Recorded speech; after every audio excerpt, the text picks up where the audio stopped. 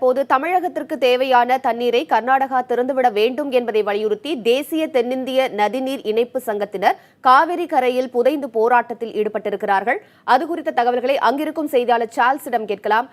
Charles, தற்போது தேசிய தென்னிந்திய நதிகள் இணைப்பு சங்க விவசாயிகள் தொடர்ந்து போராட்டங்களில் ஈடுபட்டு வருவதற்கு என்ன காரணமாக சொல்கிறார்கள்? உமா, இப்போ நம்ம தற்போது ஏற்கனவே அதாவது குறிப்பாக இந்த தேசிய தென்னிந்திய நதிகளை இணைப்பு விவசாய சங்கத்தினர் 6 நாள் தொடர் உண்ணாவிரத போராட்டத்தில் நடத்தினாங்க. கர்நாடகாவில் தண்ணீர் உடனடியாக காவிரி தண்ணீர் திறந்து விட வேண்டும் என வலியுறுத்தி தற்பொழுது திறக்கப்பட்டுள்ள தண்ணீரானது உச்சநீதிமன்ற தீர்ப்புப்படி தங்களுக்கு போதாது எனவும் இப்போ இந்த போராட்டத்தை பார்த்து கொண்டே பேசலாம். அவர்களுக்கு உடனடியாக கூடுதலாக நமக்கு கொடுக்க வேண்டிய, அதாவது தமிழகத்துக்கு கொடுக்க வேண்டிய 94 டிஎம்சி தண்ணீரை உடனடியாக கொடுக்க வேண்டும் எனவும் அவங்க வலியுறுத்தி இந்த போராட்டத்தில் ஈடுபட்டிருக்காங்க. காவிரி அந்த ஆற்று மணலில் இப்போ தற்பொழுது காவிரியில் தண்ணீரே இல்லை. அந்த ஆற்று மணலில் புதைந்து அவர்கள் தங்களுடைய நூதன முறையிலான போராட்டத்தை துவக்கியிருக்காங்க.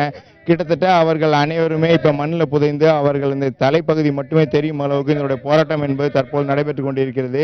இந்த போராட்டத்திற்கு மாநில தலைவர் ஐயா கண்ணு தலைமை வகிக்கிறார். ஐயா கண்ணுடன் இப்போ பேசலாம். ஐயா கண்ணு, இப்போ முக்கியமாக இந்த போராட்டம் ஏன் இந்த நூதன முறையில் இப்படி ஒரு கடுமையான போராட்டத்தை துவக்கியிருக்கீங்க? சிறு குழந்தை கூட உடன் உங்களோட போராட்டத்தை கலந்து கொண்டு இருக்காங்க. இப்போ என்ன நடவடிக்கை மத்திய அரசு எடுக்கணும்?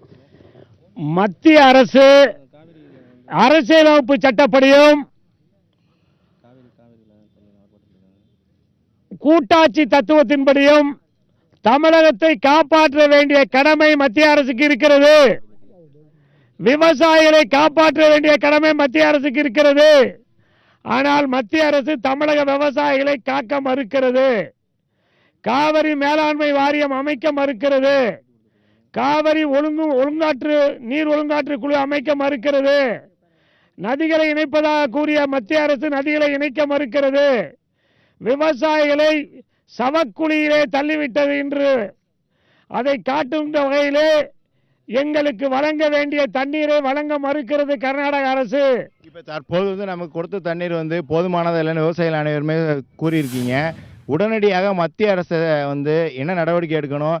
தமிழக முதல்வர் என்ன மாதிரியான அடுத்த கட்ட நடவடிக்கையில் ஈடுபடணும் நீங்க வலியுறுத்துறீங்க? மத்திய அரசு தமிழகத்துக்கு துரோகம் செய்து கர்நாடக அரசு 5 லட்சம் 6 லட்சம் ஏக்கர் சாடி பண்ணது 45 லட்சம் சாடி பண்ணிருச்சு. அந்த மந்திரி சொல்லிட்டாரு, நாங்கள் 45 லட்சம் 18 லட்சம் ஹெக்டேர் சாடி பண்ணியிருக்கோன்னு சொல்கிறாரு, தண்ணி இருக்குன்னு சொல்கிறாரு. மத்திய நீர்வளத்துறை கர்நாடகத்தில் கடந்த ஆண்டு நிறையா மழை பெய்ஞ்சுன்னு சொல்லிருச்சு. இதெல்லாம் நடந்தும் கூட எங்களுக்கு எதுவுமே செய்ய மாட்டேங்குது மத்திய சர்க்கார். அதனால் தமிழக சர்க்கார் தமிழக முதலமைச்சர் சுப்ரீம் கோர்ட்டில் மறுபடியும் கேஸ் போட்டு மத்திய அரசு ஒரு ஏக்கருக்கு 25,000 ரூபா நஷ்டஈடு பட்டு தரணும். விவசாயிகளை காப்பாற்றணும்.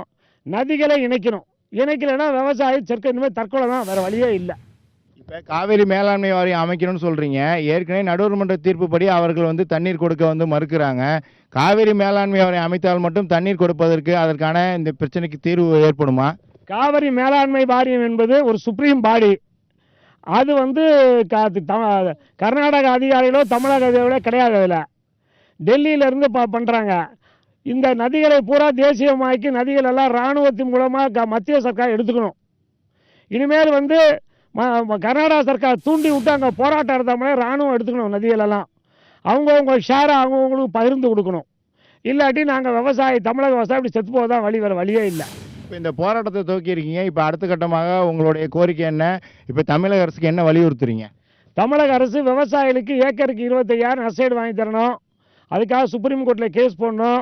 எல்லா விவசாய சங்கங்களையும் அரசியல் கட்சியை அழைச்சி கொண்டு பிரதம மந்திரியை போய் பார்க்கணும். பேசி பிரச்சனைக்கு சால்வ் பண்ணணும். இந்த காவிரி மேலாண்மை வாரியத்தை அமைக்க ஏற்பாடு பண்ணணும். காவிரி நீர் பங்கீட்டு குழு அமைக்கணும். நதிகளை இணைக்க ஏற்பாடு செய்யணும். நதிகளை தேசியமாக்கி நீர்வழிச்சாலை மூலமாக நதிகளை இணைக்கணும்னு எங்களுக்கு கோரிக்கை.